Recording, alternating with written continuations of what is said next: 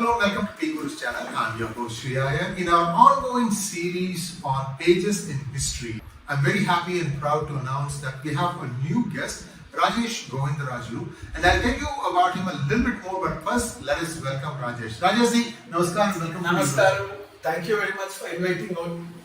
So Rajesh and I go back a few years now. He's a jeweler by profession, but he's also a columnist, and he has almost encyclopedic memory of whatever he consumes. And today we're going to talk about a less heard king perhaps, but no less powerful. At one point of time, 1/3 of India was under his rule. When I tell you the name and what he did, you will be amazed. So Rajesh ji, rather than I telling the whole thing, why don't we start with you, how you got into being in the person who makes things happen in Kuwait. I mean, that's the best way I can explain. Rajesh is there. If there's a literary fest happening, Rajesh will be in the middle of it. He'll be the one putting it together. And so on and so forth. See, he's been doing this thing for a while now, very successfully, I might say. Rajesh ji, let's talk today about the person in history that we have in mind. Definitely, yes. Thank you very much for having me with you today, sir. It's been a pleasure to watch your programs and a great privilege and honor to be along with you and to share the screen with you. Thank you so much. And when we are looking at history and some of the forgotten rulers, it is important that we remember some of them for their contribution. And the king whom we are talking about today was Gajapati Kapilendra Deva, the Suryavanshi ruler of Odisha, who ruled between 1432 and 1467. He was followed by his son Purushottama, who ruled between 1467 and 97, and then the grandson Gajapati Prataparudra, who ruled until 1540. So this Suryavanshi dynasty from Orissa were known as Gajapatis. And we are talking about the contribution of Gajapati Kapilendra Deva, the great emperor. I was just wondering, what was his impact? He ruled most of Jharkhand, most of Chhattisgarh, all of Telangana, most of Andhra Pradesh, all of Odisha, parts of Bengal, and half of Tamil Nadu. That was really surprising. And his kingdom, when it began, was just 50,000 square kilometers in terms of area, hardly covering a few districts in the modern state of Odisha. By the time he passed away, or while he was at the peak of his career, it was about 800,000 square kilometers. Considering the total area of India today, he held on to an empire which was more than 25% of modern India. And his state was a military state. He had numerous fortresses. And if you look at the list of fortresses, it included Udaygiri and Kondavidu, which was the bone of contention later between Sri Krishnadeva and his grandson, that is the grandson of Gajapati Prataparudra. So, coming back to the protection of the capital city, there were 4 forts connected with just the capital city and its environment, and people state that the elephant corpse went up to 200,000 elephants. But that's like more hagiographical. It probably had about 20,000 elephants. So much to say that Robert Clive had used an elephant from Odisha while getting into battle. And also we can add that one of the early Indian emperors, Chandragupta Maurya, had the elephant Chandralekha, which was from the Kalinga forest, which is modern Odisha. So the best elephants in India are supposed to come from this state, and hence the name Gajapati. Oh, I see. I get the connection now. Wonderful, wonderful. So Kapilendra Deva's time period, 1432 onwards, from 10,000 square kilometers, or actually less than that, to say 50 villages. This makes it easier to 50,000 square kilometers. 50,000 maximum. So, somewhere what happens in this is that you make this big win that kind of dramatically increases the size of your empire. Was it that way, or was it much more systematically where he knew how to fight a war with one king and he had to change strategy to, because you said it was a military state. Yes. Expand on that a little bit. What is a military state? Let us look at some of the states like Israel today, where people train themselves in a certain way so that they can be brought into the army, conscripted, and they can fight. So, inside the state of Odisha, then, while he began, he offered programs for the common man, and many of them were trained, and irrespective of the community background, they were able to lead an army or be a part of the army. So there were captains, majors kind of titles which were there then. And these titles are surnames even today in Odisha. Some examples. Like you have his one of the commanders, Gopinath Mohapatra. Then you find this Mohapatra name and so many other names. There are many names, many surnames, which are all probably military surnames or titles which were being used at that point of time. He was a very capable ruler. So Lu's name is Nayak, right? Nayak usually means a leader. Nayak is commonly used in eastern India and southern India, but here there are several surnames which were used, several titles, like you have a major, a captain, you have things like a commodore, an admiral, a field marshal. So there were several titles, and these titles later came on to hang out as the surnames of people in Odisha. And when you look at these titles and go back when you use etymology, you'll understand the origin. So it was very interesting to live during his times. And he ensured that the boundaries were expanded. He fought with the rebellious rulers who existed within the earlier domain, because he was the first emperor of this dynasty. He had served under an earlier ruler, and towards the end of the rule of that person, he was elected to serve. And there were several chieftains who did not like his growth or his supremacy which was emerging. So first he had to clean up his plate and then expand further.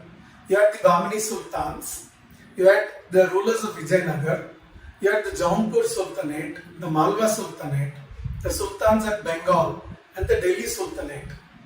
So these are all leftovers from Tughlaq dynasties. The Delhi Sultanate, yes, there were 5 dynasties between 1192 to 1526.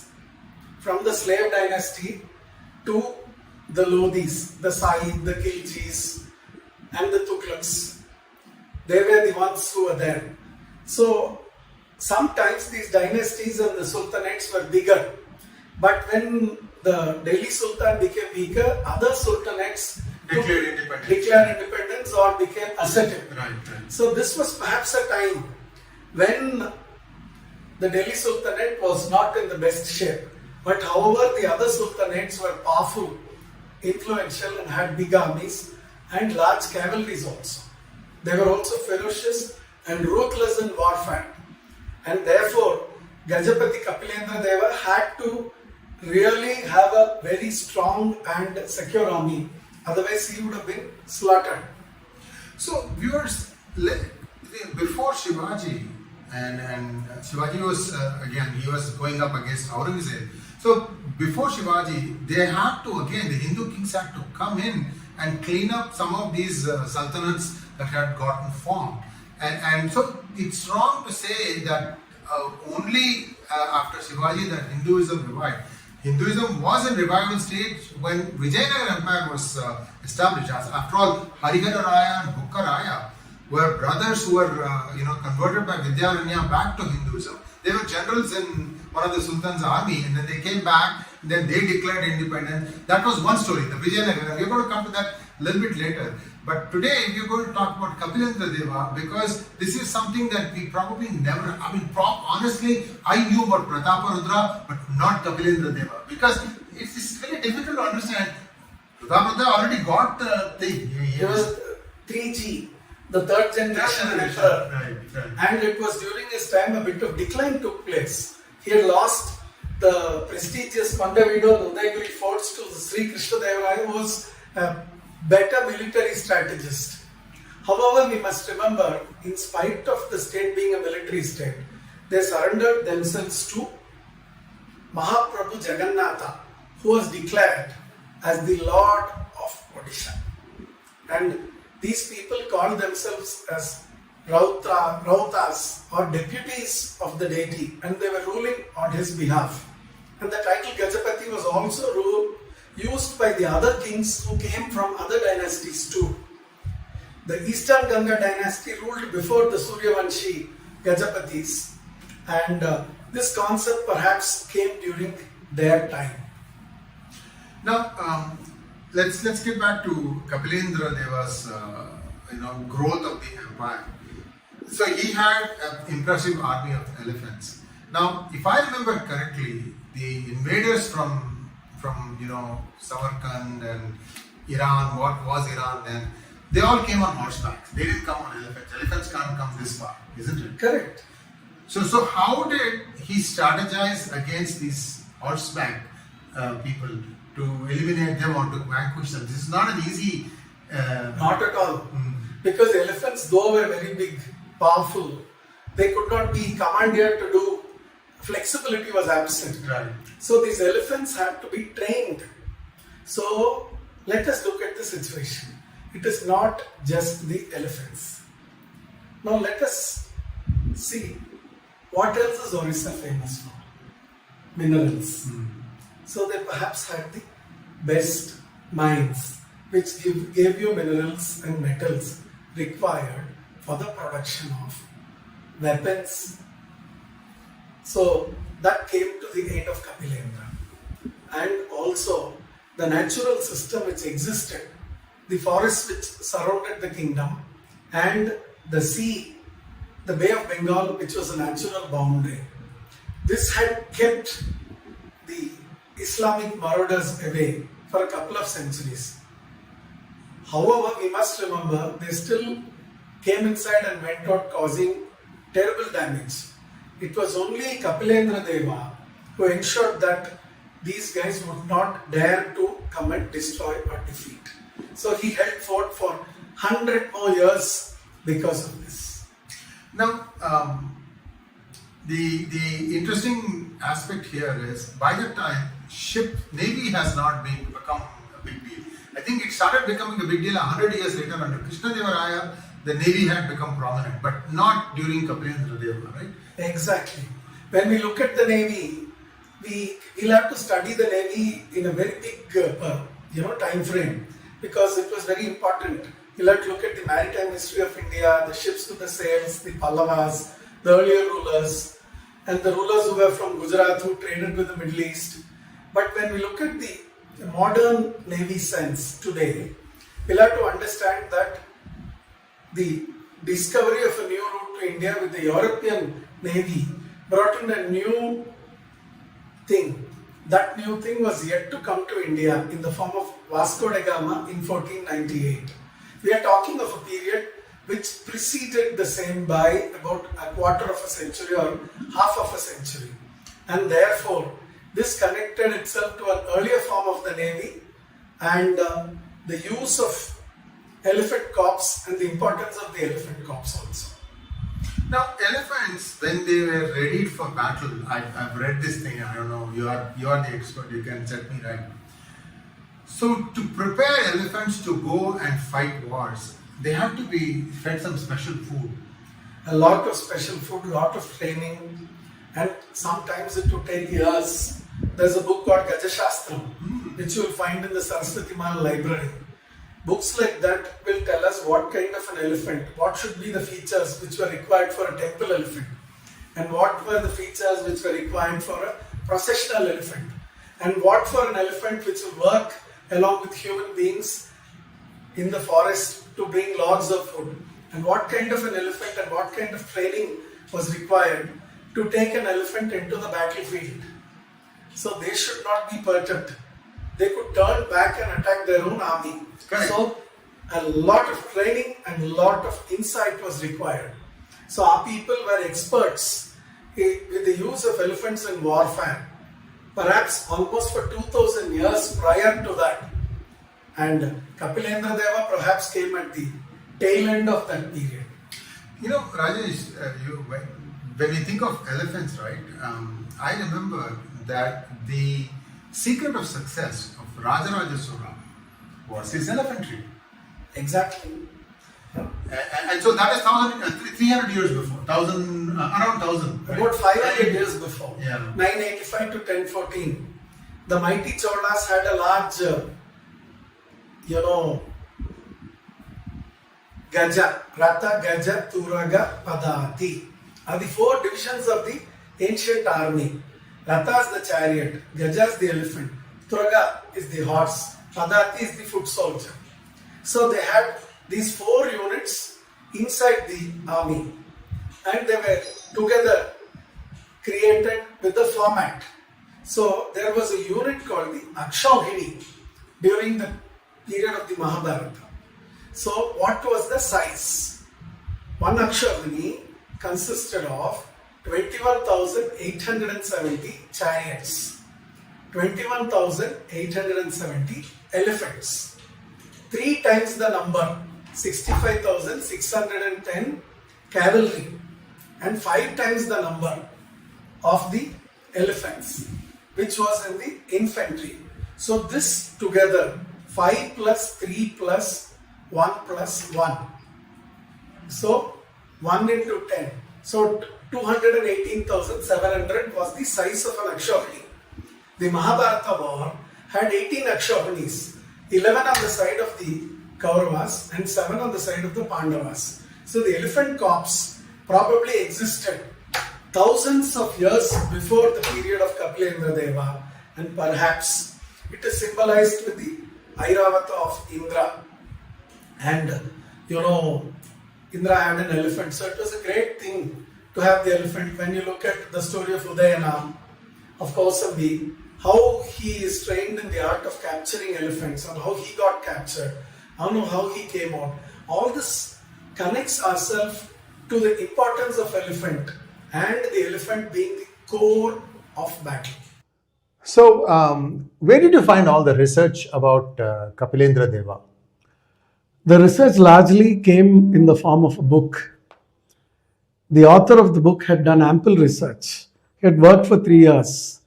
Nihar Ranjan Nanda, a person from Odisha, and he lives in Bangalore. He works there. He's a youngster, and he's been identified, and the work has come out thanks to the efforts of Ratvik, the publisher at Subbu Publications. And Subbu is an old publishing house, and they were amongst the earliest, or rather the first, to publish S.L. Bhairappa, the doyen Bhairappa as we know of. So Subbu has done a lot of publishing work, and a number of books throw a lot of light on Indic history, Indian knowledge systems, and our culture. So here's to, giving a cheer to both the youngsters, the author Nihar Ranjan Nanda and to Subbu.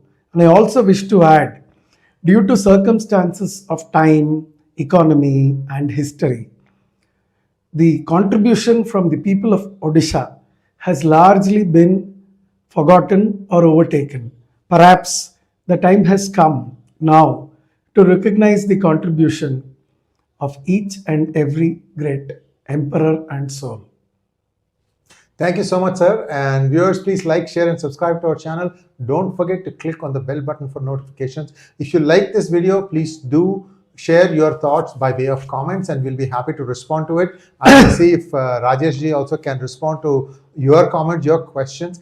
This is a long process, and we are going to unearth these pearls, these diamonds that were buried in the rough, and we will bring them out to you, and we will know more about India the way it was through the annals of time. Thank you once again. Namaskar.